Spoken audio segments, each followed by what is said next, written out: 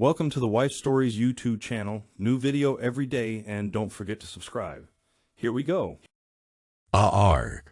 The scream tore out of me before I even realized my throat had tightened. I stood in the middle of my own living room, trembling, hand locked around the stem of a wine glass, so tightly I half expected the glass to shatter. The worst part was that no one heard it, no one but me, because the scream was both inside and out, echoing off the walls of my mind and slamming back into my chest. In that moment, I felt like the third person in the room, an unwelcome guest in my own house. There was a loneliness in that realization so raw, so absolute, I almost forgot how to breathe. Everything that followed, every sensation, every memory, became a swirl of images as I tried to hold on to sanity. I see her face, Emily, my wife. And then I see him. A flicker, a shape, like a shadow. You know how sometimes the mind fools you into thinking that when the lights are off, the shapes in the corner are alive. I'd caught glimpses of that shape for months. A presence in the hallway, a shift in her voice, a flash in her eyes when she spoke about a friend at the gym. But I brushed it aside as paranoia. I told myself, she's just excited about her new trainer. That's all. And I'd swallow back the lump in my throat, that primal fear that something was wrong. I never wanted to be the suspicious husband. I never wanted to be that man who doubted the woman he adored. That's why, for a painfully long time, I pretended I didn't notice the changes in her expressions or the subtle shift in her body language when I touched her. I persuaded myself that my business at work, my late nights drafting campaigns at the ad agency, those were the reasons we'd grown distant. I owned the blame, wholeheartedly. But the moment I saw that photo album, the old one half buried in the back of the closet, and recognized the same poses from the paintings in our living room, I felt a crack in the facade.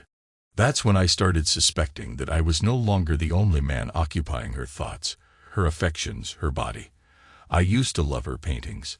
She studied history of art in college. It was her passion, her life's work to interpret the brushstrokes and decode the hidden messages within. She once told me that each painting has a personal secret, something that anchors the artist's soul onto the canvas. I never truly believed it until the day I stood before her latest piece and noticed the small scribbles behind the abstract shapes, dates, addresses, even tiny signatures that didn't match her usual style. The color palette, a deep red that reminded me of old wine, was mesmerizing. She told me, "I chose this shade because it matches the painting behind it, like a reflection." But it rang false in my ears. I remember the faint tremor in her voice when she said it, and I remember how a wave of dread spread through me, cold and certain. Eventually, my dread congealed into a quiet obsession. I began studying those streaks of color late into the night, my laptop open with 1,000 browser tabs on art cryptography, hidden codes, secret messages. It struck me as something more than random patterns, and as the days went by, I kept noticing little fragments of text embedded in the paint. Some were dates that matched weekends she'd been away on an art workshop. Some looked like addresses in parts of town we never visited together. Then I found the photo album from her college years. She told me many times that she got rid of old pictures. Too many boxes from her parents' attic, but evidently not all. In those pictures, I saw her in the same distinctive poses from the painting, wearing the same style of dress. But the man by her side was never me. In those photos, her body language bristled with excitement, and the man next to her, a tall figure with broad shoulders, smiled like he owned the world. He had one arm draped around her in a way that stabbed my heart with raw jealousy. But what shattered me was the location. The same doorway, the same corridors I glimpsed in the painting's background. This was no random college boyfriend from decades ago. This was something else. You see, in one of the pictures, she had a ring on her finger, her wedding ring. The ring I'd given her. The ring we picked out together years after college. My mind spun with confusion. It made no sense.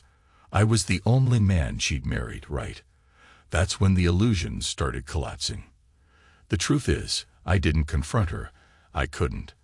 I felt paralyzed by shock and an odd mixture of guilt, like maybe I'd done something to push her away. Maybe my own failings had driven her into another man's arms. I remember sitting down at the kitchen table, late at night, swirling a glass of whiskey and staring at my reflection in the dark window. The question burned in my chest. What if I deserved this? Instead of demanding answers, I tried a different approach. I changed the house. I replaced every scented item we had: soap, laundry detergent, even the reed diffusers in the entryway. The comfortable, homey smells of vanilla and lavender that used to fill our space were gone. I brought in new fragrances of scorched paper and dust, pungent and abrasive. I wanted to see if she'd noticed that the house felt like it was decaying, bit by bit. She asked me once, "Why does everything smell so strange?" And I just shrugged. "Maybe I tried a new brand," I said calmly, while my insides twisted. She laughed it off. But I watched her face. Not a flicker of true concern, no deeper realization that something was dying around us. I nodded to myself then. She was either ignorant or didn't care to know. There's something about waiting for a betrayal to reveal itself that drains you more than the betrayal itself, the not knowing. The mind conjuring 1,000 delusions, but I found my confirmation soon enough. One day, I set up a small camera in our home gym. It wasn't because I was paranoid. Well, maybe I was, but I also had this sense of finality. If I was going to break, I needed hard proof. I told myself it was about principle, that I had to see it with my own eyes. Over the next few days, I tried not to check the footage right away. The mere thought made my heart pound until I felt physically ill. When I finally reviewed the recording, my hands trembled on the laptop keys. The screen showed Emily walking into the gym with him close behind. Rob. I recognized him from a single glimpse at the sports club a few weeks prior. A personal trainer, big arms, confident stride.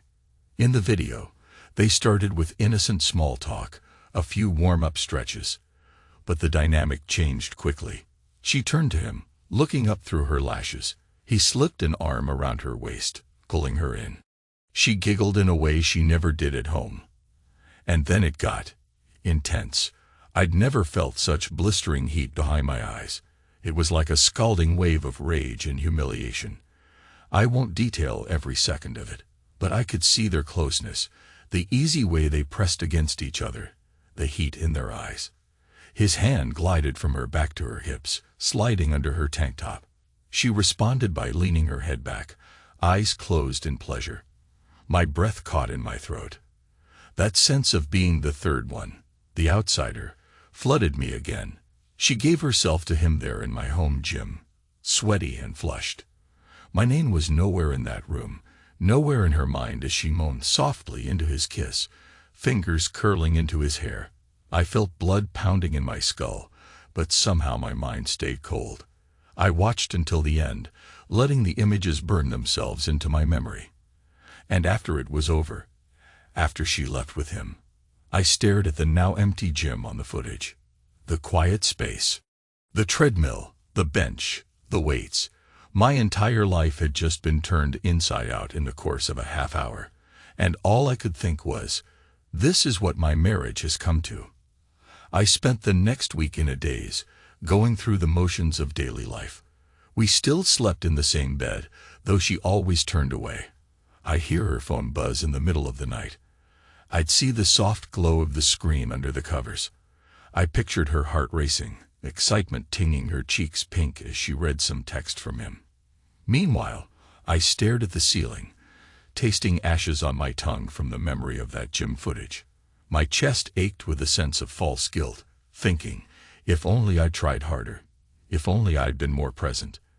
But eventually that guilt turned into something else, a cold anger pressed into the shape of a plan. I decided I wouldn't confront her in private. That would be too simple, too small, because the damage she inflicted on our life felt colossal to me. I wanted it known.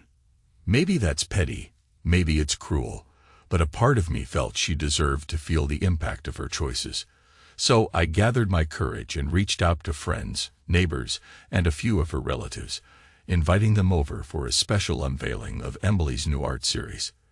They knew she was always painting, always exploring new forms. People were curious, supportive even. I spent days preparing the living room, rearranging furniture to create a makeshift gallery space. I hung her paintings in a sequence that told the story she'd been hiding. I made sure to highlight every coded detail that had once baffled me. Dates, addresses, cryptic numbers. I placed each painting under a soft spotlight.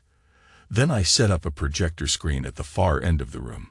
My hand shook slightly when I tested the projector the night before. I queued up the video from the gym and let it play in silence, just to be certain everything worked. Watching it again made my stomach churn. But I forced myself to endure it, because I wanted absolute certainty that after this night, I'd be free. On the evening of the gathering, the house filled up with murmurs and subdued laughter. People arrived with wine bottles, cheerful conversation about Emily's latest masterpiece. I welcomed them with a tight smile, sweat slicking my palms. My father was there, old friends from my ad agency, and even the next-door neighbors. Emily herself bustled about, pretending everything was normal, greeting everyone with her usual warmth. Her hair was neatly pulled back, her dress tasteful. She looked radiant, and I hated how that made me feel a pang of pride. As though there was still something in me that wanted her to be my wife, my partner in all this. But there was no going back. When the murmurs died down, and everyone had a glass of wine in hand, I cleared my throat. "Thank you all for coming," I said. My voice trembled for a moment, but then I steadied myself. Emily has been working on a series of paintings that I believe are exceptionally revealing, and I want to share with you what I've discovered. I paused, scanning the faces in the room. Emily shot me a look of confusion. She stood near the paintings, arms folded across her chest. "Michael, what's going on?" she asked with a little laugh, glancing around at the guests. "Is this some sort of joke?" Ignoring her, I pointed to the first painting, describing each brushstroke, each coded message embedded in the swirling red hues. I revealed how the numbers could be read as coordinates, how the lines might represent door frames from places she'd visited. "Here," I said, tapping a corner of the canvas. "See that? It's a date. It's the same date you told me you were visiting your parents last fall." A hushed murmur ran through the crowd. Emily tried to interrupt me, but I held up a hand.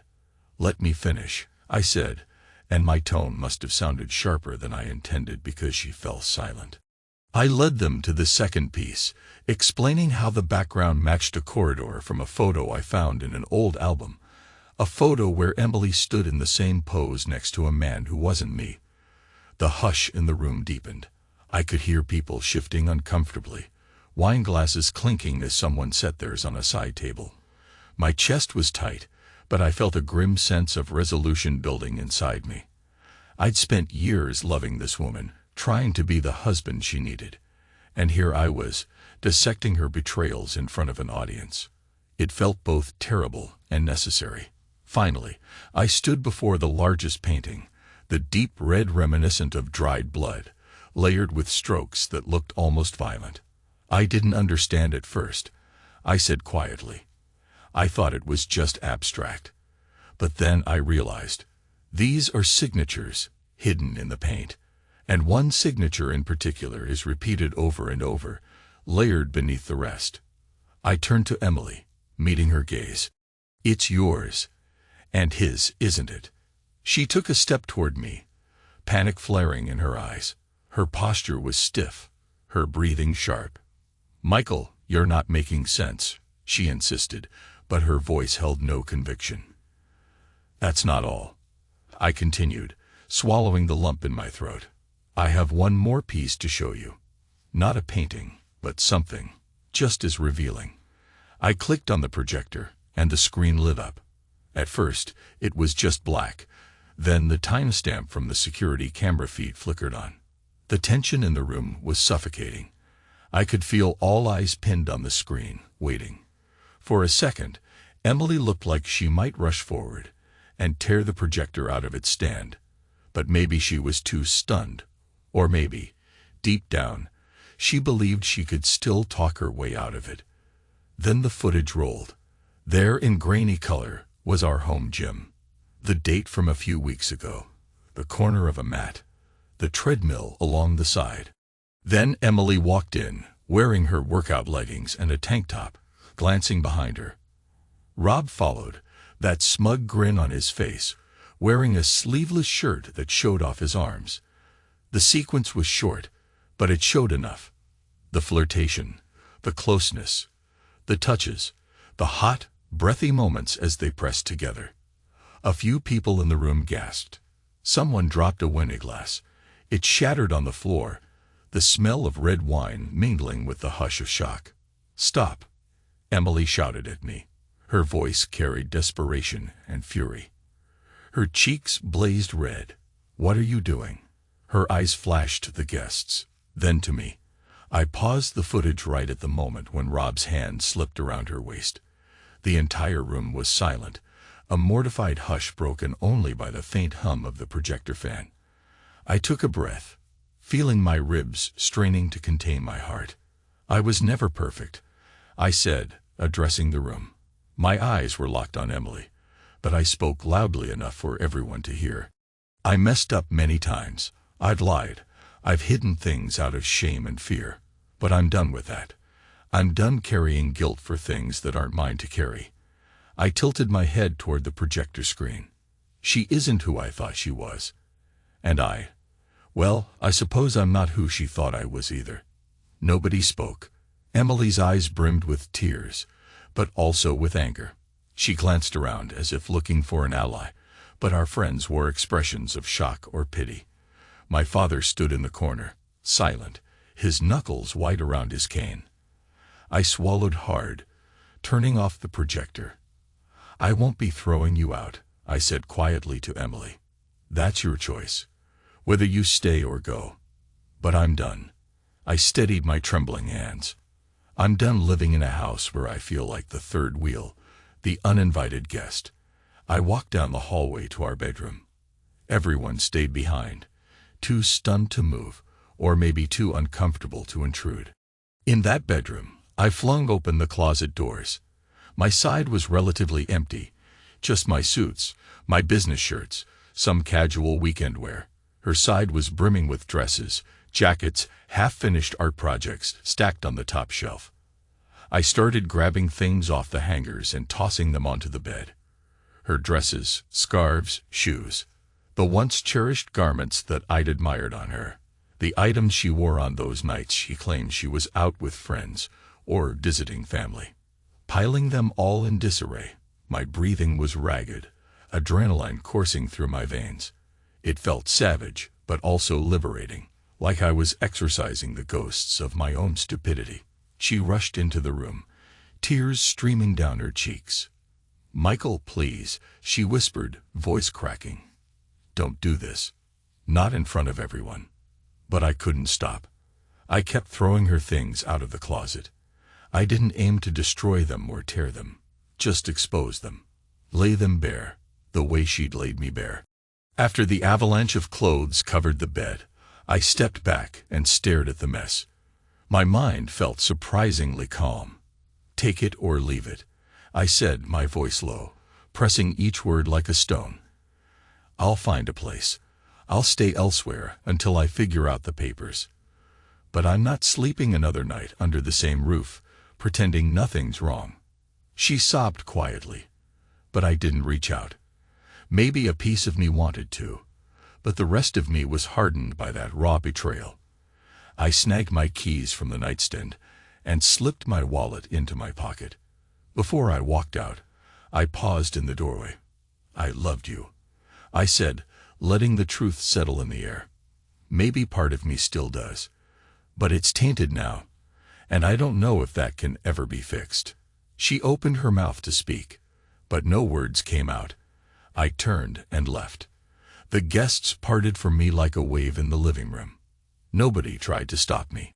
I could hear distant sniffles, mutterings, an awkward shuffle of feet, some quiet attempts to console her. I stepped outside into the cool evening air, lungs burning with a mixture of relief and devastation. That night, I drove endlessly for over an hour. My mind reeled with the memory of the projector footage. Each second seemed etched into my eyelids. Some small, battered part of me wanted to turn back and confront her alone. Demand she tell me why, or how long, or if she ever truly loved me. But the other part of me, the part that felt like it was standing in front of a casket, realized I might never get those answers, and I had to learn to be okay with that, or at least survive it. I ended up checking into a modest motel on the outskirts of town. The room smelled faintly of bleach and old carpet. I stared at the water stains on the ceiling, letting the numbness crash over me like a wave. My phone buzzed dozens of times. Calls from her, from concerned friends. I ignored them. The only call I answered was from my father, who told me in a gentle voice that he wasn't choosing sides, but he understood. I choked up then, said I'd explain more when the time was right, and ended the call. Strangely enough, I slept deeply that night. Exhaustion overcame me, and for a few hours I drifted into a void. No dreams, no nightmares, just a quiet darkness. When morning came, I felt hollow, but in a way that allowed me to think clearly. My first inclination was to feel guilt, to blame myself.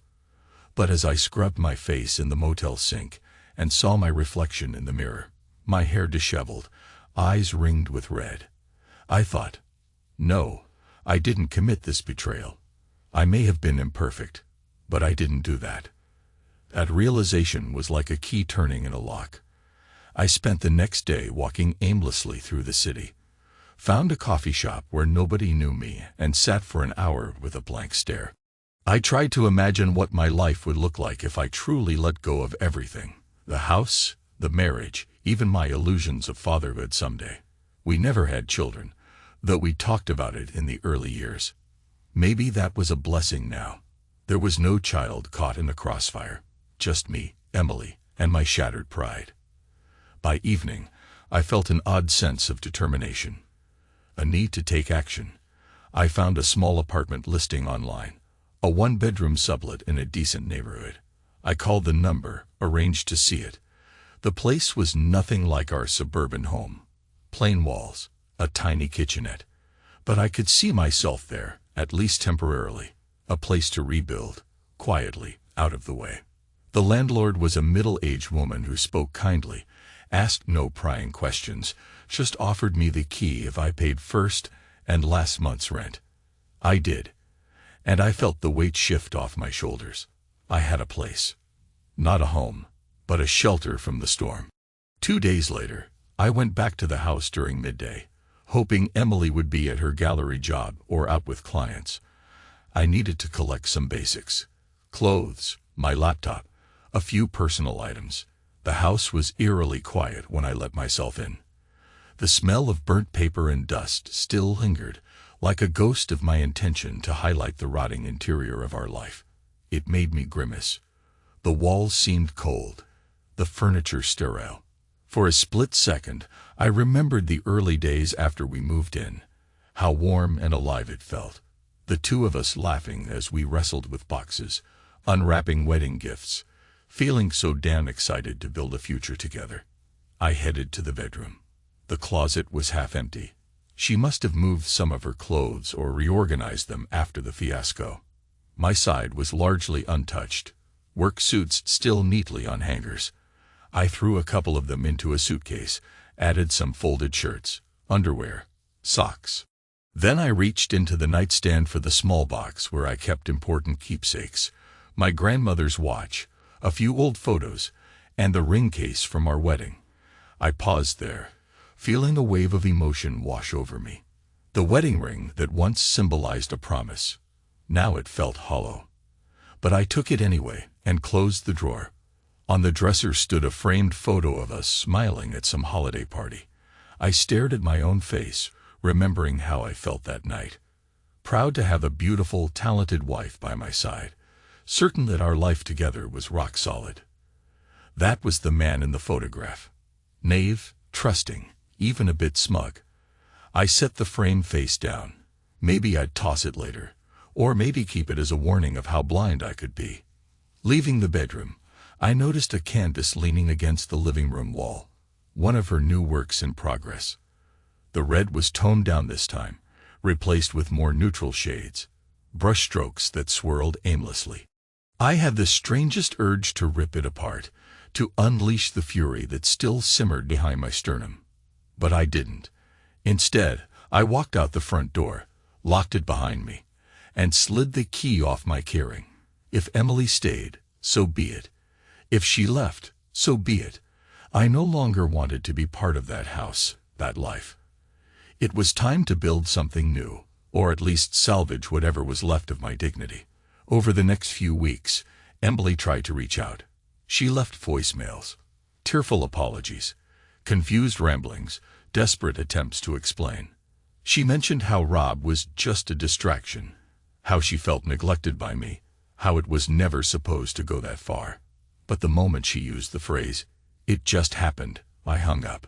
It didn't just happen. People make choices. She chose. So I chose as well. Chose to file for divorce. I hired a lawyer, explained the situation bluntly. The lawyer raised an eyebrow at my method of exposure, but said it would simplify negotiations. Whether that was comforting or not, I couldn't say. But it felt like an unstoppable tide, carrying me forward.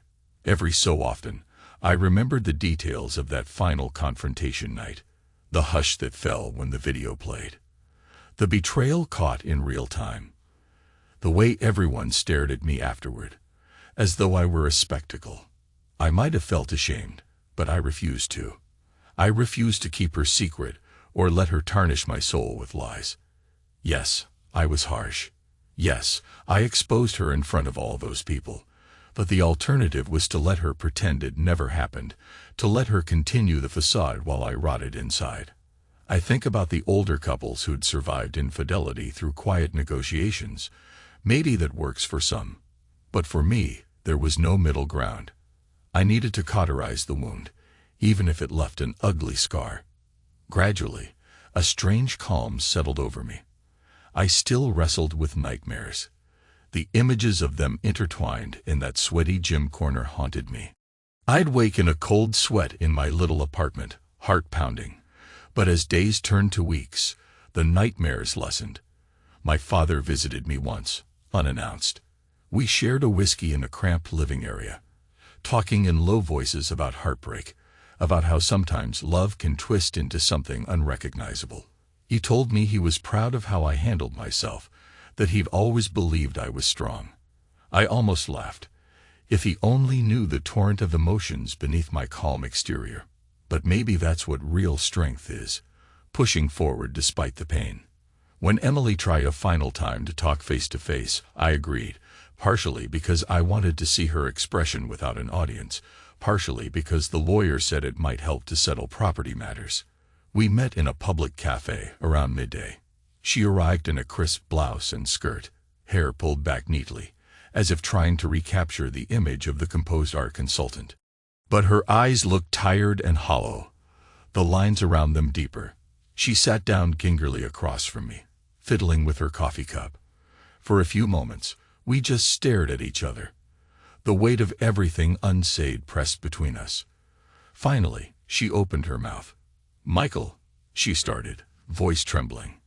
"I never wanted any of this. I never planned to hurt you." She swallowed, tears threatening. "I was lonely. I felt you slipping away, always at work, always distant. And Rob was just exciting. He gave me attention I craved." I said nothing, letting her words drift into the background hum of the cafe. My heartbeat was steady now, no spike of anger. Maybe that was a sign I was healing. Or maybe I was just numb. Eventually, I responded in a low voice. "You could have told me. We could have tried to fix things. Instead, you left me in the dark." I tapped my finger on the table, frustration surging. "And let's not kid ourselves. You took it too far." She nodded, tears sliding down her cheeks. "I know. And I'm sorry. I'm so sorry." Her shoulders trembled. "I don't expect forgiveness. But I miss you, Michael." The house is so empty without you. An unsteady breath escaped me. The house was empty long before I left. I said, "You and I both know that." She looked away, wiping at her eyes. I sipped my coffee, feeling a pang of old regret.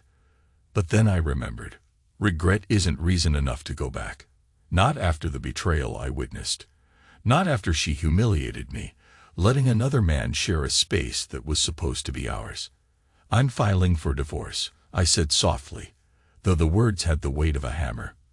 "I'm sure you got the papers by now." She nodded, lips quivering. "Yes." Her voice dropped to a whisper. "If that's what you really want, I won't fight you." But I'd hoped. Maybe we could talk, or see a counselor. Desperation flickered in her eyes. I shook my head slowly. "I don't have it in me anymore, Emily. This isn't something I can unsee.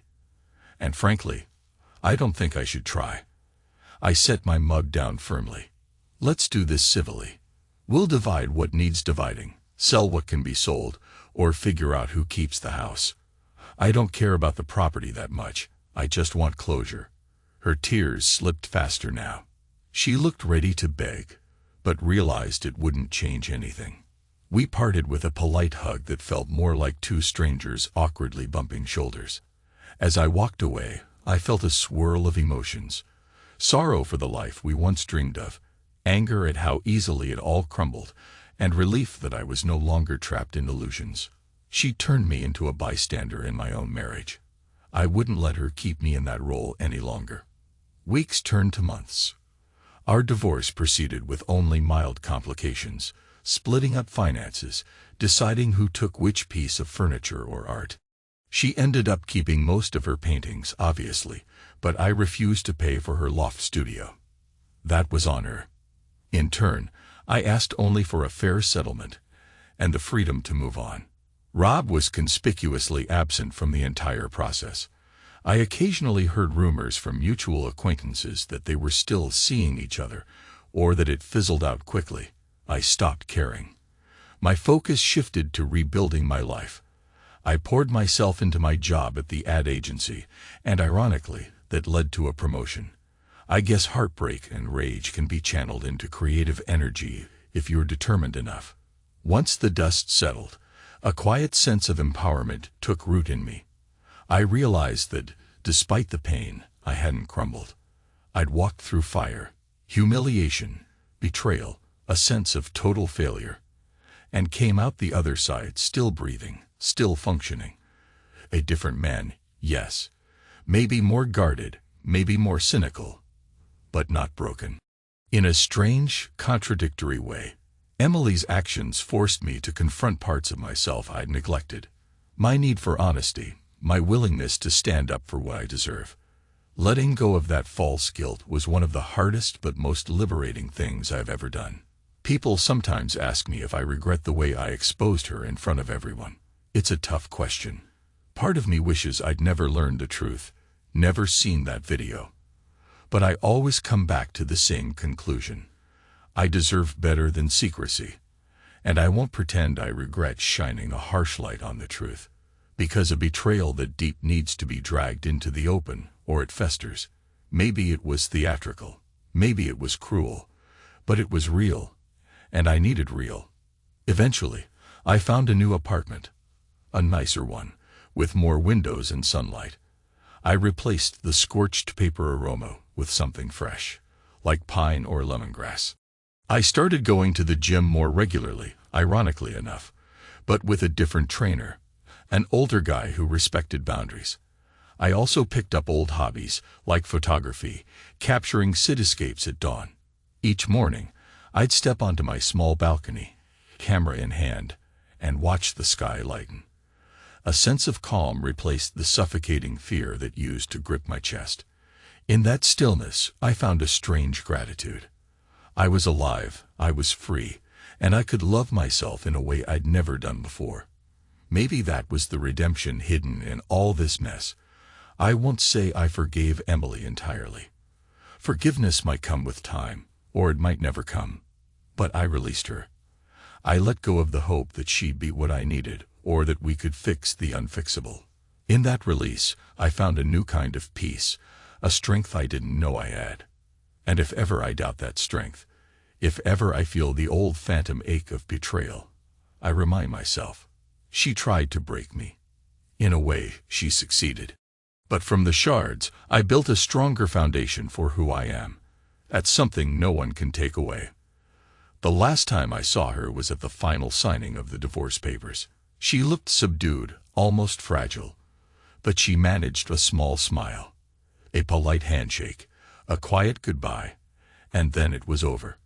I walked out of the courthouse into the midday sun, blinking against the brightness. My chest felt light, almost hollow, but not in a bad way. I was no longer bound to the woman who tore my heart apart. I could breathe unencumbered. I took a cab back to my new place, opened the door to my apartment, let the city air fill my lungs. No more secrets, no more hidden cameras.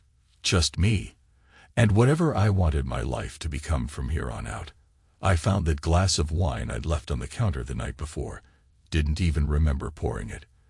The difference now was that my hand didn't tremble when I lifted it to my lips. I sipped, exhaled, and stared out the window at the horizon. Sometimes, to grow stronger, we need to witness our own ruin. I never asked for this heartbreak, but it brought me face to face with my own resilience. In the end, maybe that's what it means to truly survive betrayal, to stand amidst the wreckage of what you once cherished, and still see the faint outline of the future rising before you. I wiped my eyes, took another slow sip of wine, and closed them, feeling the warmth spread through my limbs. Yes, she destroyed the man I was. But the man I'm becoming, he's stronger than she'll ever know. And for now, that's enough.